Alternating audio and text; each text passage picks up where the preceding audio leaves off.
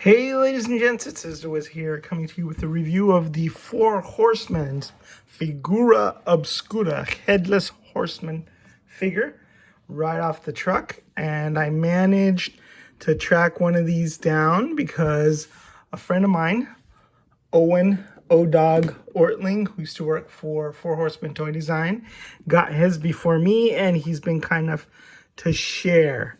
So, that I can get this review up. Mine was originally scheduled to come by FedEx yesterday, but FedEx lied, and now it's still pending. So this is the cover. It's a magnetic cover to the box.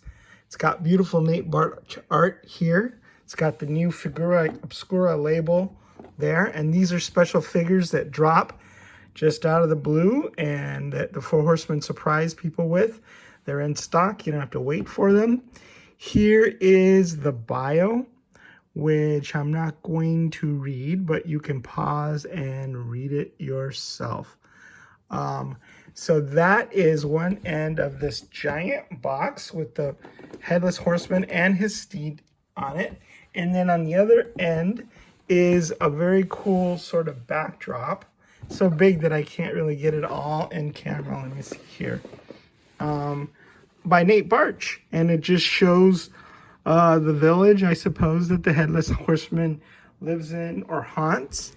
And the neat thing is where the here are the magnets that hold it to the box, and the fact that the bend there allows it to stand really nicely as a backdrop. And I'm sure a lot of people appreciate that sort of packaging ingenuity. Now, I'm in a hurry to review this figure because I don't have a lot of time before I go on a trip. Here's the back of the box with some more Nate Barch art. And it's the Headless Horseman holding a fiery pumpkin head aloft. So it's got the credits there on the lower right hand, and it just looks amazing. The top has sort of a window with the 4-H logo there, and then the front really shows off the figure, the extra head, and the steed quite nicely. So I'm going to do something that I don't normally do, and that is review the figure, open the box, and do all that stuff while I'm reviewing the figure. So hopefully it won't take too long. I'm going to try to open the box from the bottom here. What I like to preserve my boxes as much as possible because I've actually taken some of Nate's art and, incorporated it into different displays as background art. So just removed it, and then we have another beautiful drawing, which I'm assuming Nate did as well. It's the bridge, and it's got an evil looking pumpkin there, and it's just a really fun way to incorporate the box art into a display. And obviously we have hopefully you can't hear that, that's a phone call, but obviously we have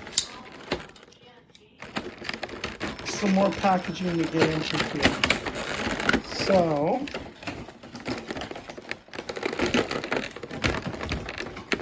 and I apologize for all this crinkling plastic because that's something that I'm sure nobody likes to listen to. But we'll open it together. This is a sword that we've seen before, and a very, very nice soft goods cape that's got a red inner lining and then black on the outside. So this is a new item specifically for the Horseman, for the Headless Horseman. So bear with me, guys. There's a few twisties, not too many to go through, and I'll try to keep the crinkling to a minimum. So, yeah, so I really like the fact that the Four Horsemen surprise us with these figures every once in a while.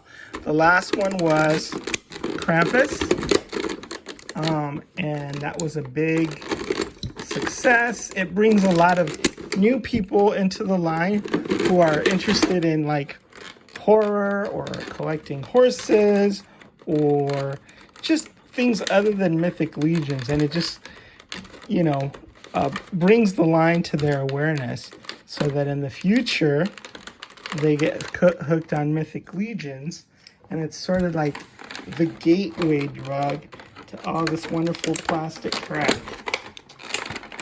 that the Four Horsemen sling from New Jersey. So, sorry guys, we have a particularly hard twisty to take off. And let's see, another and another. Now these twist ties on the Four Horsemen figure are black. The original Mythic Legions figures came with white twist ties, and so that's kind of how you can differentiate the early releases. And luckily enough, when I unpacked all my early ones, I had the foresight to save those white twist ties. So when I pack them back in, I use the right color twist ties. But these are black twist ties for the Figura Obscura. And I think that's so it looks better on the packaging. We don't have to see. Sorry, guys. Here's one of the heads. It's just an enormous, billowing, fiery,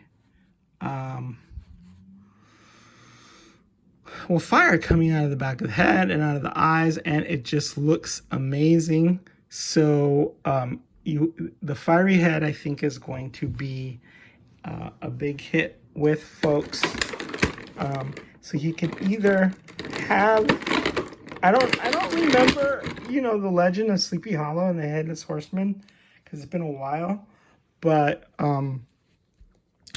this horseman apparently, his head has been replaced with a jack-o'-lantern, a fiery jack-o'-lantern.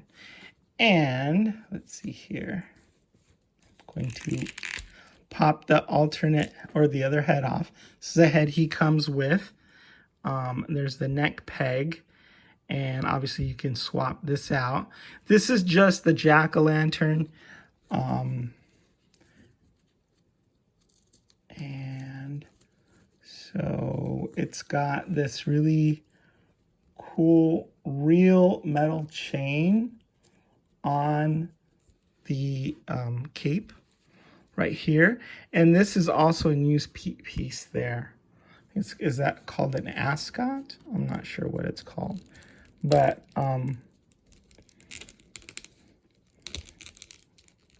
there you go. The head fits really snugly, and then the cool thing about the cape is that he's wired. So the cape is wired so you can have it in all these dramatic windswept poses and stuff. And I just think that wired capes just add a really nice dynamic to a collection and a display. And, you know, very few things are quite as dramatic as a guy with no head and his windswept cape, and you know, or a guy with a head that's on fire.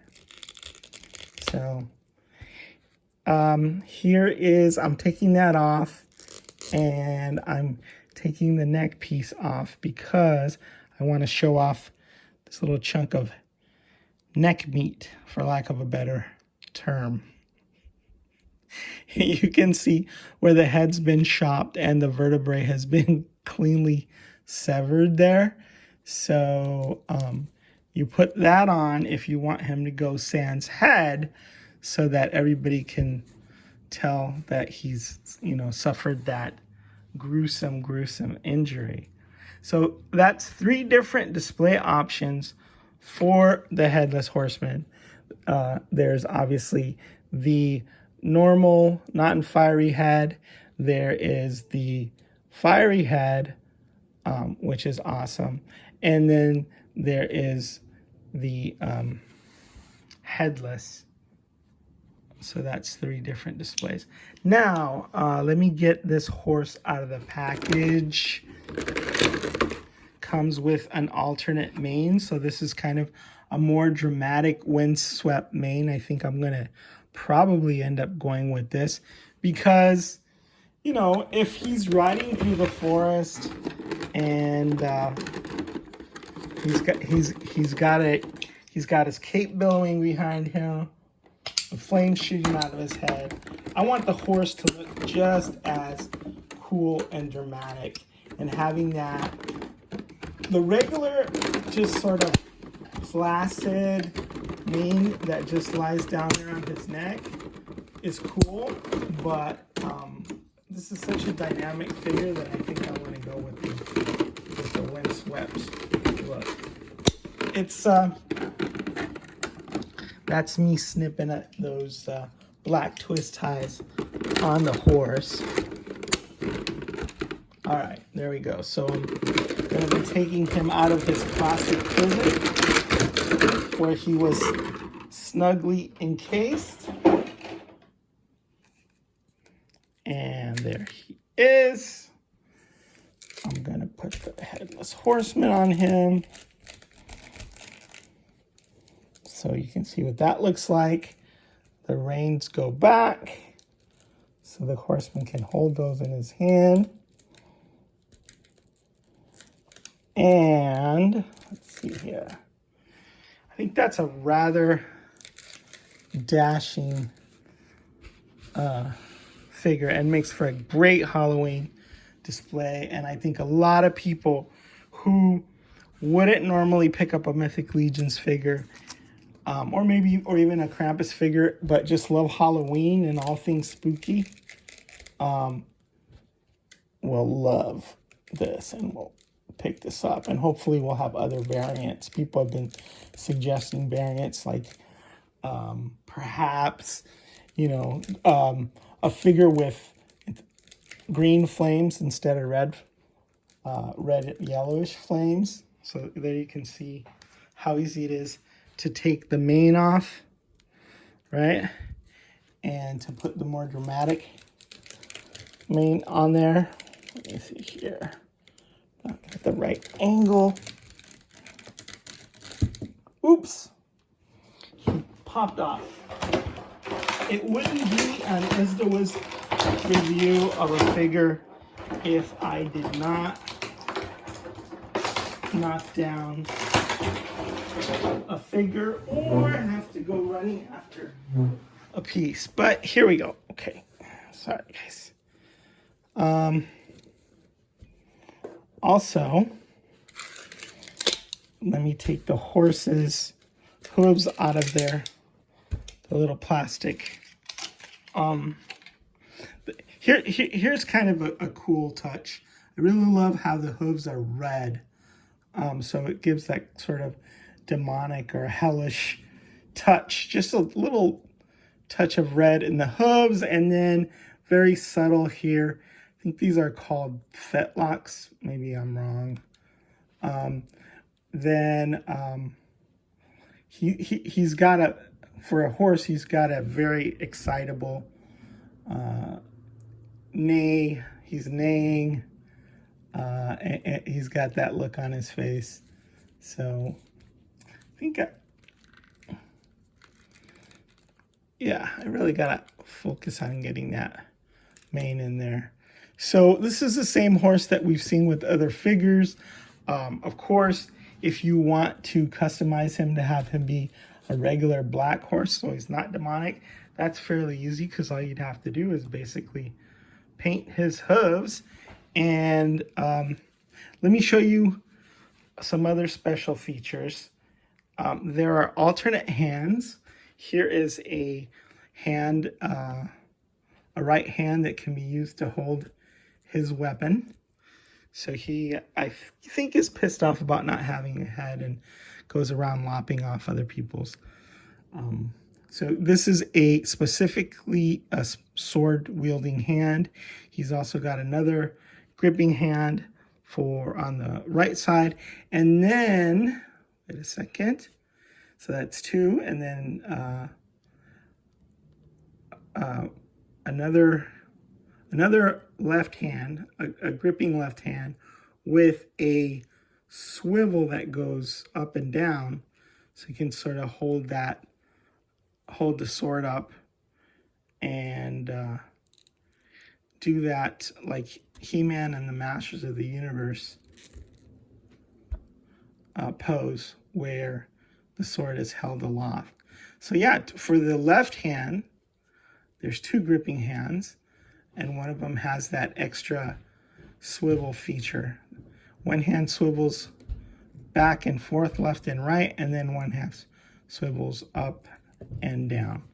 And, you know, most special of all is this hand, which is splayed out, and it's holding a neck peg on it. And the reason it's holding a neck peg is so you can snap that neck peg into the pumpkin, and then you can have the horseman on his steed riding around and replace the regular hand that he comes with, which is sort of a, I don't know, dramatic gesticulating hand. You can replace that with this, and then he is riding around with his head in his hand, which is kind of cool and kind of spooky. How cool is that? Oh, pretty awesome. I had gotten a headless horseman before. I don't know if through McFarlane back in the day for the Johnny Depp movie, and I don't know if the Four Horsemen worked on that, but that was kind of cool, especially for the time. And then this is leaps and bounds ahead of that. So I will definitely be posing him headless, and I will be posing him with his flaming head in the hand. But this is also cool too. I've also seen some people use this, since it's a new head in the Mythic Legions compatible world, and they put him on the Stinkor tribute figure, and it looked really cool because it matched with the orange armor. So that's maybe something else that I try out. So let's see. I'm just gonna encourage you guys to sort of play with the cape so you can see how it works. I really like the two tones on that, on the soft goods, because, you know, it's a black exterior, but having that extra color in that cape really makes them look super cool and super luxurious. So let's turn him around here. Turn the horse around for you. The tail goes up, and you should check out some of my other reviews if you want to see a full articulation breakdown of the horse. I'm assuming I've already done that once.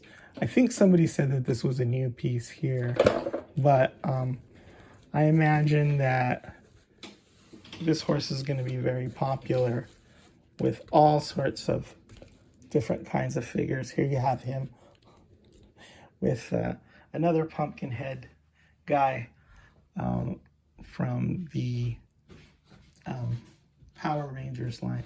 So anyway, I just want to thank Owen O'Dog Artley, also aka Sir Owain, aka Dogator. He's got two figures named in his honor by the Four Horsemen. One a Mythic Legions one, and one a Masters of the Universe Classics one. So for being such a good guy, for letting me borrow his Headless Horseman and his horse so I could get this review to you guys as soon as possible. And that's it. Is the Wiz signing out.